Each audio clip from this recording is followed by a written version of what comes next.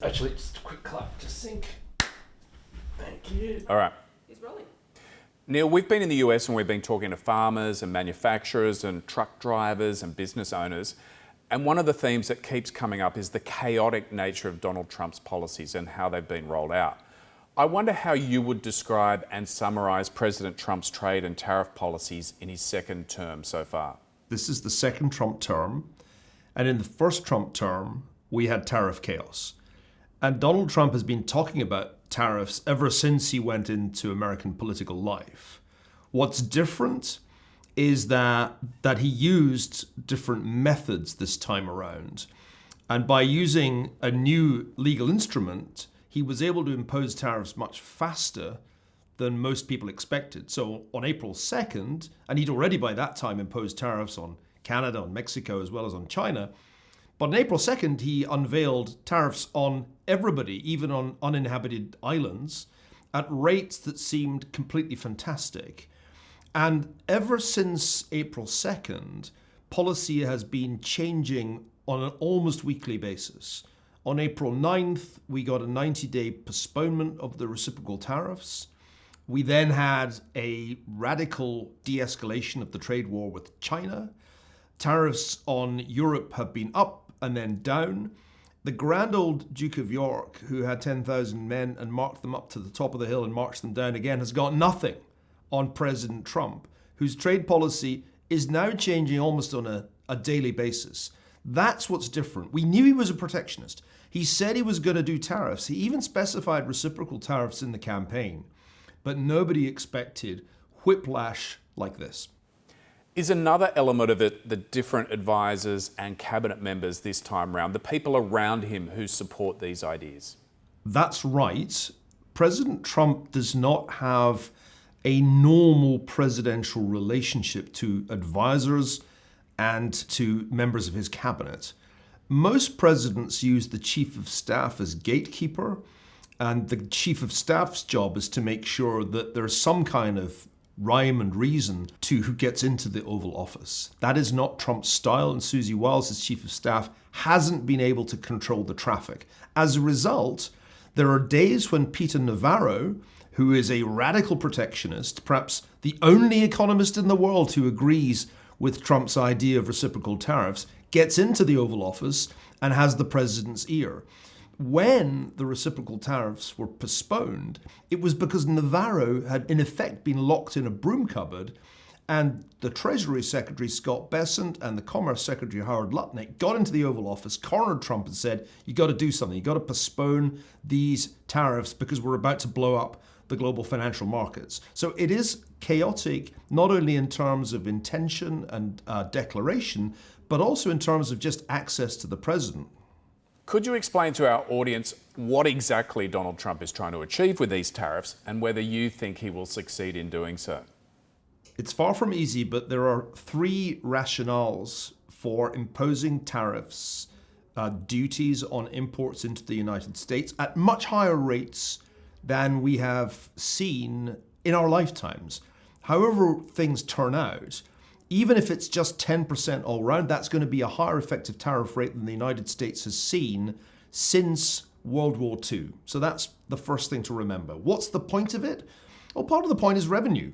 Conceivably, hundreds of billions, some even say trillions of dollars are involved, though I think it's closer to hundreds of billions. So it's a source of revenue, which if you're running a deficit of 6% of GDP, is a non-trivial consideration. Second reason, well, you want to engage in negotiation with your trading partners. And the US is the biggest economy in the world, and it isn't that reliant on trade compared with some. So this is a way of exerting leverage and doing what Trump loves best, which is to play the bully in negotiations, the art of the deal. Third reason, you want to reindustrialize America because manufacturing jobs from really the beginning of this century started to go overseas in a really big way, especially to China. So the third reason is you're going to make it more expensive to import industrial products, so you build them in America and you encourage investment in manufacturing in the United States. So it can't be all three of those things at once when you think about it, because if it's just a negotiating tool, it's not a regular source of revenue.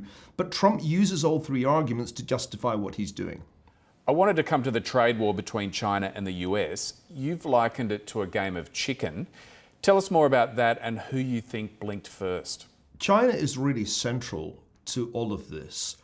Donald Trump was able to launch his political career when he announced a bid for the presidency in 2015 because he was practically the only politician willing to say that the rise of China was a problem and the United States had to do something about it, and that something included tariffs. In those parts of America where manufacturing jobs had been lost to China as well as to automation, that story really resonated. And I still think the primary objective of Trump's trade policy is to do something about the huge shift in manufacturing from the United States to China. So what are we seeing here? A game of chicken in which Trump ratcheted up the tariffs on China to rates far higher than even the most pessimistic Chinese policymakers expected. They were bracing themselves for maybe a 60% tariff. At one point, we were looking at 145% tariffs on Chinese exports to the United States. But what was interesting was that in the game of chicken, as the Chinese expected, it was Trump who swerved. If you think of the game of chicken from the famous James Dean movie, Rebel Without a Cause, two crazed teenagers are driving their hot rods towards a cliff edge in California. And the game of chicken is who swerves first. In the movie, one guy can't open his door, jump out the car, so he goes over the cliff. Well, in this game of chicken, Trump did open the door by sending Treasury Secretary Bessent to Switzerland to negotiate with his Chinese counterpart, He Lifeng, and reduce the tariffs. The Chinese have been playing this from the point of view of game theory very well. The strategy is called tit for tat. You just retaliate. You're never the aggressor, but you always retaliate, and you retaliate pretty much in proportion to what the aggressor has done. So the Chinese just retaliated, unlike any other trading partner, and that retaliation forced the US to swerve. In the game of chicken, it was the US that lost. So the taco nickname that has gained some traction, standing for Trump always chickens out, is there some truth to that when it comes to his trade policy? Well, first, credit where it's due. It was Robert Armstrong of the Financial Times who came up with that. I wish I'd thought of it. The taco trade always assumed that Trump will chicken out. The taco trade has been a great insight. And in a way, it makes sense because throughout his first term, Trump was not, in fact, particularly good at following through on his threats, not only in terms of trade policy, but also geopolitically. Fire and fury was a great phrase. But it did not presage military action against North Korea. So I think the taco trade has worked, except in one respect. Somebody made the mistake of telling Trump about it at a press conference. Now, President Trump does not like being laughed at. He is thin-skinned, as such men often are. And so very shortly after being told that there was this joke at his expense, guess what? He doubled steel tariffs.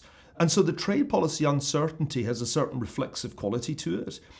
Trump does indeed chicken out when it looks like he's about to blow up the bond market. But when you tell him, hey, you just chickened out, he says, no, I'm no chicken. Here, take that. Have 50% tariffs. How do you like that? We drove around the New York ports with a truck driver who said the tariffs had led him to only getting 1 or 2 days' work a week due to the choking of the supply lines. He's a Republican and he's very upset about these tariffs. I wonder to what degree you think the back down with China was about Donald Trump's heartland and the people who voted for him in the last election, the people who are now being harmed by these policies. It had almost nothing to do with it, Steve. It was about two things. First, nearly blowing up the bond market, which is the real vulnerability in the global financial system. Remember, it's not only that Trump does tariffs, he also wants a weaker dollar. And he doesn't want to balance the budget. 6% of GDP, 7% of GDP, he doesn't really care what size the deficit is. But markets do care about stuff like that. And people had been getting very nervous indeed when they saw interest rates trending up and the dollar trending down. And so the number one reason for the big blink that happened on April 9th when Trump postponed the reciprocal tariffs was he was being told by his Treasury Secretary and everybody else in Wall Street who has Trump on speed dial, you are about to blow the financial system up. That was the number one reason. And the number two reason, I think, was that the CEOs of Walmart and Target got into the Oval Office and they said, Mr. President, there will be empty shelves in our stores if you cut off all trade with China. Because in effect, Trump had imposed an embargo on trade with China. I don't think it was the truck drivers or the farmers or anybody else that got to Trump. It was Wall Street and it was the big retailers. Donald Trump thinks he will bring manufacturing back to the US off the back of these tariffs. Can you tell us what history tells us about the likelihood of that happening? It's pretty unlikely that you can really reindustrialize the United States by erecting a tariff barrier that makes Chinese imports uncompetitive. That's because history sees a transition that most, indeed all developed economies have gone through, first from agriculture to manufacturing, and then from manufacturing to services. And it's very hard to turn the clock back. Nobody's yet done it. There are a couple of reasons for that. The first is it's pretty hard to get a tariff barrier high enough to compensate for the huge difference in labor and other costs between the United States and large parts of the emerging world. And the second problem is that the tariffs actually don't promote economic efficiency, they do the opposite. And so while you might get industries growing under those conditions, they would not be very competitive and they would not have high productivity. If you don't believe me, look at the countries that tried this. Remember, this has been tried. It's not like Donald Trump just invented tariffs. They were the number one tool of economic policy for most economies in the 19th and 20th century that wanted to catch up with Britain, the first industrial nation. And the historical record is clear. That's not a great way, in fact, to achieve your objective. Adam Smith wrote The Wealth of Nations, published the same year the United States was founded. And Smith said, free trade is superior to protection in all kinds of ways. And Donald Trump picked a fight with Adam Smith. Adam Smith is going to win that fight. Critics are saying that the president is using his office to enrich his family, and there are concerns for potential for corruption on a massive scale. I wonder if you share those concerns, and I wonder at a time when tariff decision making is moving from rules-based to discretionary, whether you have concerns around that at all. Tariffs were always seen as a source of corruption when they were central to US fiscal policy in the late 19th century. But at that time, it was Congress and not the president who controlled tariffs, which is as it should be, because the Constitution spells out very clearly from memory, Article 1, Section 8, that it's Congress that should do tariffs. The corruption has therefore moved inevitably to where the power is, to the White House. And I think the story is really quite simple, Steve. I think if the Republicans lose the midterms and the Democrats gain control of the House of Representatives, we'll see a third impeachment. And that impeachment will be based on far better evidence than the previous two, because Trump and his family are giving the Democrats so much to work with here that they will be spoiled for choice. It is shocking to have this kind of flagrant oligarchical behavior in the United States. But I think the consequences will not be completely trivial for President Trump if his power wanes. Do you think the US trade war with China makes the world a less secure place? And are you concerned about there being security implications of these trade policies? Well, the world has been in an insecure place with the rise of China posing a threat to American primacy and initiating what I have been calling Cold War II since around 2018. And trade policy is really a small part of this Cold War rivalry, which is a technological race. It is a contest for control of territory. It is a contest for control of economic resources, including the mineral resources of Africa and Latin America. So I think even if Trump was not pursuing an aggressive tariff policy, we would have Cold War II.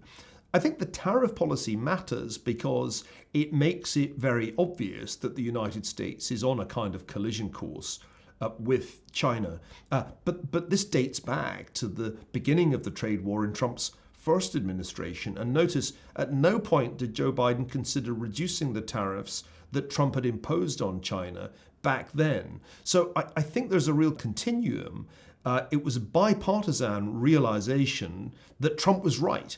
At first, when Trump said China's a problem, he was derided. With amazing speed, the political class of both parties came round to the view that he was right. And by 2020, they were competing to see who could be more hawkish over China. In some ways, the Biden administration was much more hawkish on issues like technology, semiconductors, and Taiwan than Trump had been. So the danger has been a continuous one, and I think it can be traced back to before Trump's ascendancy. I think it really begins with Xi Jinping coming to power in China. What about what we're seeing now? I mean, we've seen the tariffs dialed back to a degree. They're still relatively high, but we're now seeing export controls used as a trade war weapon. China has restricted exports of critical minerals. The US has suspended sales of certain components and software to China. To what degree will this harm America, and to what degree do you think it will harm China? Well, it's once again tit for tat. If the United States does some kind of export restriction or adds Chinese companies to its so-called entity list, China does the same in retaliation. Is it a major problem for each of them? It's not a major problem. The Chinese have shown that they can get around the restrictions on access to the most sophisticated semiconductors. And in the same way, the United States, if it wishes to, can create its own capacity in critical minerals and in rare earths. It's not like these only exist in China. It'll just take some time to create the necessary capacity. So this is part of the way in which I would envision Cold War II continuing. They can each engage in this tit for tat, whether it's tariffs or export controls or other forms of economic warfare. The real action, though, isn't there. The real action is in the military buildup. China is arming on a very impressive scale in every domain, up to and including nuclear weapons. And the big problem for Donald Trump is that it's hard for the United States to match the scale of the Chinese military buildup in the Indo-Pacific because of the fiscal constraint that I've called Ferguson's Law, which states that if a great power is spending more money on interest payments than on defense, it won't be a great power for much longer. The United States is fiscally constrained. It crossed that threshold last year, and it's very difficult for me to see how it gets down below that threshold when it's adding 6% of GDP in additional debt every year. How do you see this trade war ending, and what do you fear might be the consequences of these policies? Well, I don't see it ending. I think it carries on because it's highly unlikely that Trump is going to return us to the status quo ante bellum. We're not going to see tariffs back in the 2% range. The effective tariff rate when Trump was re-elected was still relatively low. We're looking at a minimum 10% average tariff rate, and that's only if all the negotiations go great, which seems to me unlikely. So I don't think the trade war is going to end. I don't think we're going to get back to the old days when the United States was firmly committed to free trade. If we were going back there, we'd have gone back there in 2021. I think the issue is that does the trade war escalate into something bigger and more dangerous? How much damage does it do to all the economies concerned? I don't see an end in sight at this point, certainly not with Trump behaving the way he is, without any real constraint aside from, and it's worth mentioning this, the constraint that the courts just imposed, saying that he was actually not acting legally when he imposed the tariffs of April 2nd. Now, the Trump administration says we don't care, there are other ways that we can do tariffs, and that's true. There are several different channels they can go down, but they're slower, and they, in some cases, place limits on how high the tariffs can go. The most I can really say is we're not going to go back to April 2nd, but nor are we going to go back to the time before Trump. And what do you consider to be the significance of that court decision? I think it's important because it reminds us that there is still something called the Constitution. And the Constitution does set limits on what the president can do, and it creates checks and balances. There is a judicial branch, there is a legislative branch. The president is only one of the branches of government. And in the first 100 days, the other branches were pretty darn quiet. What we're seeing, I think, in the second 100 days is the return of politics as usual, when the courts stand up and tell Trump, you didn't do something legal here, so you can't do it. There are going to be a lot of cases. Trump has set a lot of hairs running, and this is only the beginning of pushback from the courts. We're also seeing the return of politics as usual in Congress, where the action has really shifted with the big, beautiful bill. The fiscal politics are a mess. It's going to be very difficult to get a bill passed that isn't at least odious to half the public, not to mention Elon Musk. So I think the real significance of what's happening now is we're returning to politics as usual, and we're being reminded, you know what, the president is not the king, even when it's Donald Trump. You mentioned just before the prospects of the trade war escalating. What do you fear to be the worst case scenario of that escalation? Well, the worst case scenario is that it spills over from trade war into actual war. One of the interesting features of Trump's strategy, if strategy is the right word, has been the tendency of the administration to link trade issues with national security issues. Now, if you start to conflate trade and national security issues, two can play at that game. At some point, it's conceivable that so much pressure is being exerted on the Chinese economy, which after all relies very heavily on exports, that Xi Jinping decides, you know what, let's also bring national security into this debate and makes a move on Taiwan. I'm not talking about an invasion or a blockade, but it's perfectly plausible that at some point he says, you know what, talking of trade, we're going to start collecting customs on goods going into Taiwan, which after all, the Chinese consider a province of China. That will be the moment that we leave the domain of trade and enter the domain of geopolitics. We leave behind trade war and we run the risk of real war.